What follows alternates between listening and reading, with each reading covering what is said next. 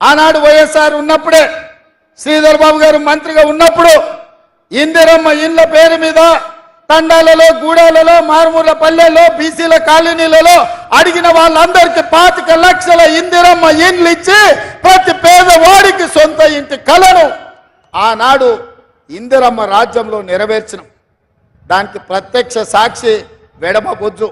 ఇందిరమ్మ ఇంట్లో ఉండే ఎడమ బొజ్జుకు ఖానాపూర్ నుంచి ఎమ్మెల్యే టికెట్ ఇచ్చి మీ ఆశీర్వాదంతో ఇవాళ ఇక్కడ ఎమ్మెల్యే నిలబడ్డాడు. అట్లాంటి ఇందిరమ్మ ఇండ్లు మేమిస్తే కేసీఆర్ వచ్చి డబుల్ బెడ్రూమ్ ఇండ్లు అన్నాడు. ఇందిరమ్మ ఇండ్ల నువ్వు డబ్బా ఇండ్లు వద్దు, డబుల్ బెడ్రూమ్ ఇండ్లు ముద్దు అన్నాడు. నేను ఈడ మా అక్కలు ఉన్నారు, మా చెల్లెళ్ళు, మా పెద్దమ్మలు కూడా ఉన్నారు. ఎవరికైనా మీకు డబుల్ బెడ్రూమ్ ఇండ్లు మీ గూడాలలో వచ్చినాయా? ఇక్కడున్న యువకులను అడుగుతున్న మీకు ఎవరికైనా డబుల్ బెడ్రూమ్ ఇండ్లు వచ్చినాయా? 10 ఏళ్ళు మమ్మల్ని పాలించిన కేసీఆర్ ఆదిలాబాద్ జిల్లాలో తండాలలో గూడాలలో పేదవాడల్లో ఎవరికి డబుల్ బెడ్రూమ్ ఇండ్లు రాలే. నువ్వు మాత్రం 10 ఎకరాలల్లా పెద్ద భవంతులు నిర్మించుకున్నావు, 1000 ఎకరాలల్లా ఫామ్ హౌజులు కట్టుకున్నావు. జన్వాడలో నీ కొడుకు 1000 కోట్లతోని ఫామ్ హౌస్ కట్టుకున్నాడు. ఈ తెలంగాణను దోసుకొని అప్పుడే ఈ ప్రాంత ప్రజలు మర్చిపోయిందని నువ్వు అనుకుంటున్నావా? మరి కాంగ్రెస్ రాగానే పేదవాడి సొంత ఇంటి కళ నెరవేర్చడానికి 4.5 లక్షల ఇండ్లు 22,500 కోట్ల రూపాయలు కేటాయించి ప్రతి పేదవాడికి ఇందిరమ్మ ఇల్లు ఇవ్వడం ద్వారా 5 లక్షల రూపాయలు ఉచితంగా మీ ఇండ్లకు ఇవ్వాలని ఇవాళ మన ప్రభుత్వం నిర్ణయం తీసుకుంటే మీ సొంత ఇంటి కళ నెరవేరుతుందని చెప్పి కడుపులో విషం పెట్టుకొని ఢిల్లీలో ఉండే మోడీ, ఇక్కడ ఉండే కేసీఆర్ విషం కక్కుతుండ్రు. కాంగ్రెస్ను పడగొట్టండి, కాంగ్రెస్ను ఓడగొట్టండి అంటారు. కాంగ్రెస్ను పడగొట్టినా కాంగ్రెస్ను ఓడగొట్టినా అత్రం సుగుణ గెలవకపోయినా మీ ఇందిరమ్మ ఇల్లు 5 లక్షల రూపాయలు ఉచితంగా వచ్చే పథకం ఆగిపోతే నష్టం కేసీఆర్కు మోడీకు కాదు, నష్టం ఈ పేదలకు, ఇక్కడుండే ఆడబిడ్డలకు, ఇక్కడుండే మా సోదరులకు. ఆర్టీసీ బస్ సాగితే మా అక్కల కష్టం, 500 రూపాయల సిలిండర్ ఆగిపోతే మా పేదోళ్లకు కష్టం, రాజీవ్ ఆరోగ్యశ్రీ ఆగిపోతే కోట్లాది మంది పేదోళ్ళకి నష్టం. సొంత ఇంటిలో ఇంటి కరెంటు బిల్లు కట్టాల్సి వస్తే ఇంటికి 1000 రూపాయలు 2000 రూపాయలు ఇవాళ మీరు బిల్లు కట్టాల్సిన పరిస్థితి వస్తుంది. ఇల్లు రాకపోతే పిల్లగానికి పెళ్ళై కొడుకు కోడలు వస్తే ఇల్లు లేని మొత్తం దివాలా పరిస్థితి ఇవాళ పేదవాళ్ళకు వస్తుంది. అందుకే ఈరోజు 6 గ్యారంటీలలో 5 గ్యారంటీలు అమలు చేసిన ఇందిరమ్మ రాజ్యం మీద, కాంగ్రెస్ ప్రభుత్వం మీద ఢిల్లీలో ఉండే మోడీ, గల్లీలో ఉండే కేసీఆర్ కక్ష కట్టి మన ప్రభుత్వాన్ని, మన పార్టీని ఓడించాలనే ప్రయత్నం చేస్తున్నారు. నేను అడుగుతున్న మీడియా మిత్రులారా, కేసీఆర్ 10 ఏళ్ళు ముఖ్యమంత్రి ఉన్నాడు, నరేంద్ర మోడీ 10 ఏళ్ళు ప్రధానమంత్రిగా ఉన్నారు. వాళ్ళు ఇచ్చిన హామీలు అమలు చేయలేదు, ప్రజల్ని మోసం చేసిండ్రు. 2 సార్లు ముఖ్యమంత్రిగా ప్రధానమంత్రిగా బాధ్యతలు చేపట్టారు. 100 రోజుల్లోనే ఇన్ని సంక్షేమ కార్యక్రమాలు అమలు చేసిన 100 రోజులే ఆయన మా ప్రభుత్వాన్ని పడగొట్టాలంటున్నారు. మరి 10 ఏళ్ళులోని నడి బజార్లో ఉరి తీయాలన్నా, 100 మీటర్ల గోతి తీసి పాతి పెట్టాలన్నా మీరే నిర్ణయించండి. 5 ఏళ్ల కోసం ప్రజలు మాకు తీర్పు ఇచ్చారు, 5 ఏళ్ళు పరిపాలించమని అధికారం ఇచ్చారు, 65 సీట్లు ఇచ్చారు. అయినా రోజుకు 18 గంటలు పనిచేసి ప్రజలకు ఇచ్చిన మాట నిలబెట్టుకోవడానికి ఈరోజు తీవ్రమైన ప్రయత్నం చేస్తున్నాం.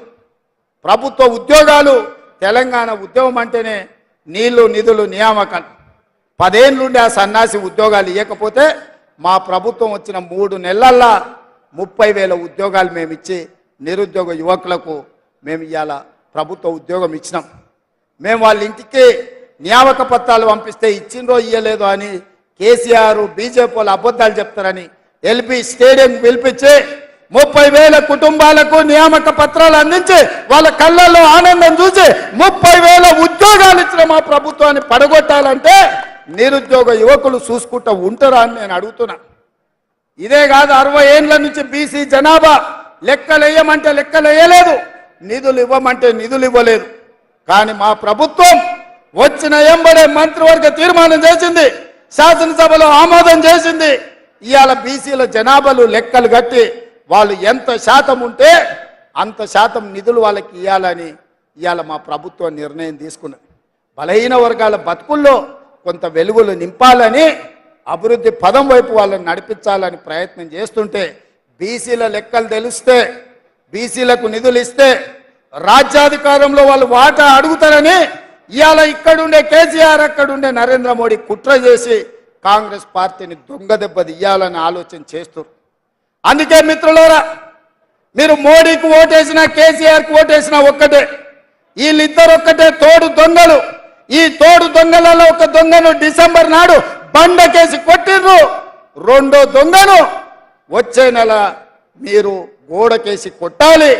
మే 13 తారీఖు నాడు గోడకు మేకు దిగినట్టు బీజేపీలను కోదండమేసి కొట్టాలి, బీజేపీని ఓడగొట్టాలి. ఎందుకంటే 10 ఏళ్ళు మనల్ని ఏలిన నరేంద్ర మోడీ మనల్ని మోసం చేసిండు. మన ఖాతాలో 15 లక్షల రూపాయలు పేదోళ్ళకి వేస్తాను ఇవ్వలేదు, ప్రతి పేదవాడికి ఇల్లు కట్టిస్తాను ఇవ్వలేదు, 2 కోట్ల ఉద్యోగాలు ప్రతి సంవత్సరం ఇస్తానని 10 ఏళ్లలో 20 కోట్ల ఉద్యోగాలు ఇవ్వాలి. ఒక్క ఉద్యోగం కూడా ఇవ్వనందుకు నిరుద్యోగ యువకులు నడుం బిగించాలి, మోడీని ఓడగొట్టాలి. ఈ ప్రాంతానికి మీకు గిరిజన యూనివర్సిటీ ఇస్తే 9 ఏళ్ళు దాన్ని మూలకు పడేసిండు. నిన్న మనం కొట్లాడితే మొదలు పెట్టిండు, అది కూడా పూర్తి చేయలే.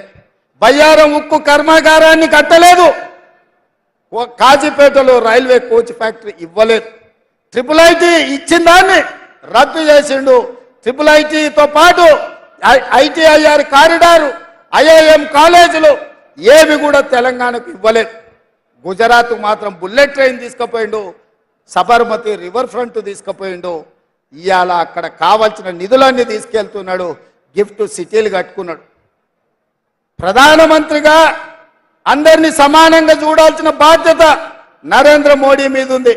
కానీ కుత్సిత స్వభావంతో నిధులన్నీ కూడా గుజరాత్కే తీసుకెళ్ళిండు. కాబట్టి మిత్రులారా, 10 ఏళ్ళు మోడీని చూసిండ్రు, 10 ఏళ్ళు కేసీఆర్ను చూసిండ్రు. రాబోయే 10 ఏళ్ళు ఇందిరమ్మ రాజ్యాన్ని ఆశీర్వదించండి. మీ కోరికలు, మీ ఆలోచనలు, ఈ ప్రాంత అభివృద్ధి, ఈ ప్రాంత సంక్షేమాన్ని అమలు చేసే బాధ్యత కాంగ్రెస్ పార్టీ తీసుకుంటుందని మీకు మాట ఇస్తున్నా.